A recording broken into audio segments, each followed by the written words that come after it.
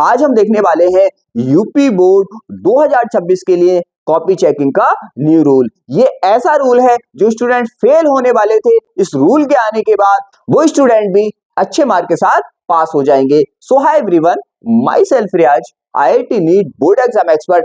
आज मैं आपको यूपी बोर्ड कॉपी चेकिंग 2026 के न्यू रूल के बारे में बताने वाला हूं। इस रूल से सभी स्टूडेंट को बहुत बड़ा बेनिफिट होने वाला है। ऐसे स्टूडेंट जो फेल होने वाले थे, इस रूल के आने के बाद अच्छे मार्क के साथ पास हो जाएंगे और अदर स्टूडेंट को भी बहुत बड़ा उनकी परसेंटेज में बेनिफिट मिलने वाला है। तो हम कंप्लीट रूल को समझने वाले हैं point two point, one by one. आप कंप्लीट वीडियो को देखें और अच्छे से रूल को समझें। ये रूल आपके फाइनल रिजल्ट में बहुत बड़ा बेनिफिट देने वाला है। तो हम देखने वाले हैं कंप्लीट रूल को point two point, one by one.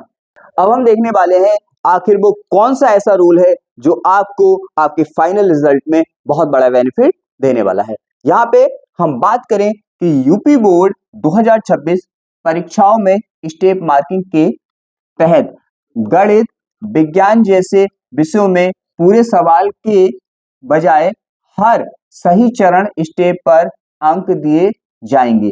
यदि अंतिम उत्तर गलत भी हो तो सही सूत्र, प्रक्रिया और शुरुआती स्टेप के लिए आंशिक अंक मिलेंगे, जिससे फेल होने का खतरा कम हो जाएगा। यहाँ पे कहने का सिंपल सा मीन्स ये है, जैसे हम मैथ में और साइंस में जो क्वेश्चन के आंसर लिखते हैं वो स्टेप में होते हैं। अभी मैं आपको बिल्कुल समझाने वाला हूँ, आप बिल्कुल भी टेंशन ना लो। तो यहाँ पे स्टेप में होते हैं, तो जितने स्टेप आप सही करेंगे इतने स्टेप के आपको मार्क मिलेंगे। ऐसा नहीं है कि कंप्लीट ही आंसर आप सही करेंगे तब आपको मार्क मिलेंगे।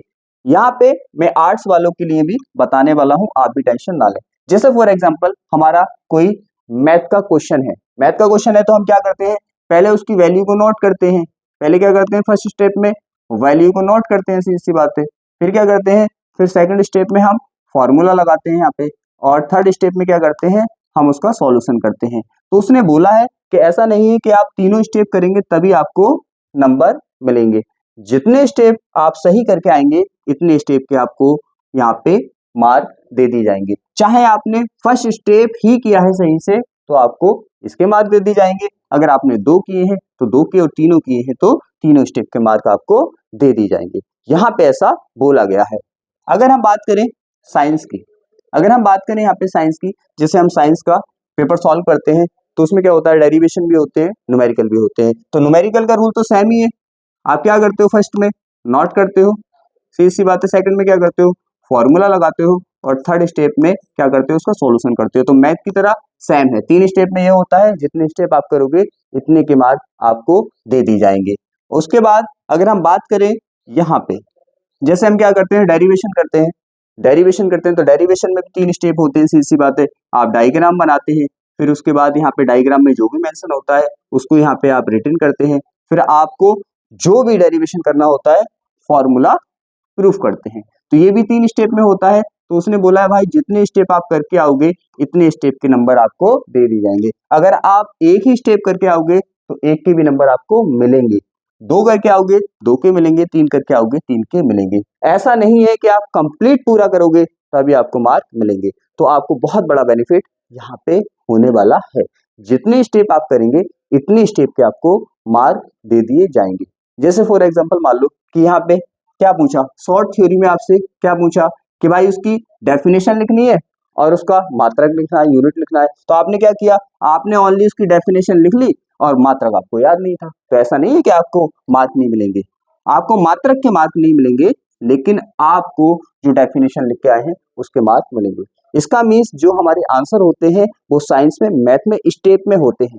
जितने स्टेप आप करके आएंगे इतने स्टेप के आपको मार्क दे दिए जाएंगे। आप बिल्कुल भी टेंशन ना लें, ये रूल आपकी परसेंटेज को काफी इंक्रीज करने वाला है। अगर हम यहाँ पे बात करें कि चलो यहाँ पे ये तो हो गया गणित और विज्ञान वालों के लिए, अगर हम बात करें यहाँ पे आर्ट साइड वालों के लिए, तो आर्ट साइड वालों का क्या रूल होता है, उनका रूल ये होता है, जैसे मान लो फॉर एग्जाम्पल कोई 2 मार्क का हमारे पास क्वेश्चन है, 2 मार्क का क्वेश्चन है हमारे पास। हमने क्या किया, हमें कुछ याद था, कंप्लीट याद नहीं था, हमें कुछ याद था जितना याद था हमने लिख दिया। तो ऐसा नहीं है कि आपको मार्क नहीं मिलेंगे, आपको भी मार्क मिलेंगे, जितना आप लिख के आओगे आपको भी मार्क मिलेंगे। तो आर्ट साइड वाले हैं या साइंस साइड वाले हैं, सबके लिए काफी अच्छा है। अब हमारे माइंड में आता है, क्या ये रूल 12th वालों के लिए है, क्या ये रूल 10th वालों के लिए है, क्या ये रूल दोनों के लिए है? तो अगर हम बात करें सबसे पहले 12th वालों की, 12th वालों की अगर हम बात करें तो यहाँ पे साफ साफ लिखा गया है कि 12th की कॉपी चेकिंग में ये रूल अप्लाई होगा।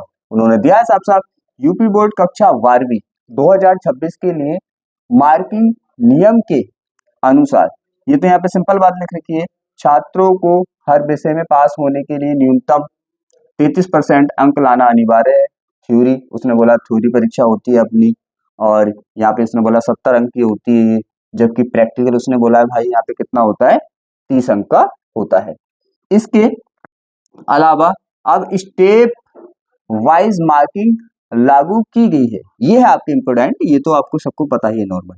उसने क्या बोला, उसने बोला है भाई अब स्टेप वाइज मार्किंग लागू की गई है, जिससे पर्सन गलत होने पर भी सही स्टेप के लिए अंक मिलते हैं। जितने स्टेप आप सही करेंगे उतने के लिए आपको अंक मिलेंगे। तो ये यहाँ पे बोला गया है। स्टेप मार्किंग यहाँ पे लिखा है साफ साफ, यदि उत्तर गलत है, फाइनल उत्तर आपका गलत है, लेकिन यदि आपने उत्तर के चरण स्टेप सही लिखे हैं तो आपको उन चरणों के लिए अंक दिए जाएंगे, जैसे मैंने आपको अभी समझाया था। तो आपके लिए काफी बड़ा बेनिफिट यहाँ पे होने वाला है।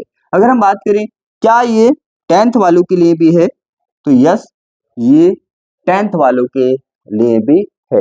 10th में भी स्टेप मार्किंग यहाँ पे आपकी लगेगी, और यहाँ पे बोला गया है कि स्टेप मार्किंग को यहाँ पे जो भी कॉपी चेक करने वाले टीचर हैं अच्छे से फोकस करें और स्टेप मार्किंग के अकॉर्डिंग बच्चों को मार्क दिए जाए। तो यहाँ पे देखो अपना क्या है, अपना 10th है, तो 10th में भी यहाँ पे उन्होंने क्लियर कर दिया कि भाई 10th में भी क्या है, 10th में भी स्टेप मार्किंग है। इस बार स्टेप मार्किंग लागू है, जिससे सही स्टेप पर नंबर मिलेंगे।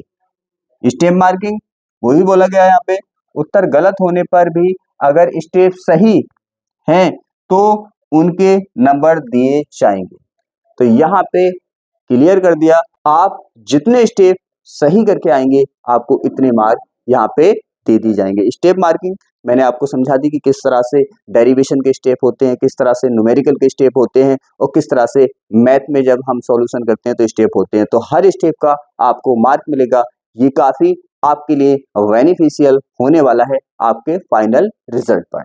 तो आप बिल्कुल भी टेंशन ना लें। यहाँ पे जो ये रूल लाया गया है वो इसीलिए लाया गया है कि ज्यादा से ज्यादा बच्चे पास हों, फेल होने वालों की संख्या यहाँ पे कम रहे। तो आप ही के लिए, आपके बेनिफिट के लिए ये रूल यहाँ पे लाया गया है, और काफी बड़ा बेनिफिट यहाँ पे देखने के लिए मिलेगा। जो फेल होने वाले स्टूडेंट थे, कंप्लीट आंसर नहीं करके आए थे, वो भी अब अच्छे मार्क के साथ पास हो सकेंगे। अगर आपने क्वेश्चनों के आंसर किए हैं, चाहे हाफ ही किए हैं, तब भी आप अच्छे खासे मार्क के साथ पास हो जाएंगे। तो आप बिल्कुल भी टेंशन ना लें। न्यू सेशन के लिए फिजिक्स, केमिस्ट्री, बायोलॉजी, इन सभी सब्जेक्ट की हम कंप्लीट क्लासेस कराने वाले हैं, कंप्लीट सिलेबस कराएंगे, वो भी एकदम बिल्कुल फ्री। और मैं कैसा पढ़ाता हूँ, कैसा समझाता हूँ, आप चैनल पर जाकर चेक कर सकते हैं। यहाँ पे एकदम बेस्ट कंटेंट मिलेगा, वो भी बिल्कुल फ्री। तो आप बिल्कुल भी टेंशन ना लें, कोई कोर्स खरीदने की कोई भी जरूरत नहीं है, A to Z सब कुछ कराऊंगा आपको बिल्कुल फ्री। तो आपके भाई हैं, बहन है, कोई रिलेटिव है, आप बोले कि मेरे चैनल को ज्वाइन कर लें और बोर्ड एग्जाम की टेंशन को भूल जाएं। आप कैसा मैं पढ़ाता हूं आप प्ले लिस्ट में जाके चेक कर सकते हैं। तो आपको कोई भी टेंशन लेने की जरूरत नहीं है। अब हम इस क्लास को यहीं पे क्लोज करते हैं।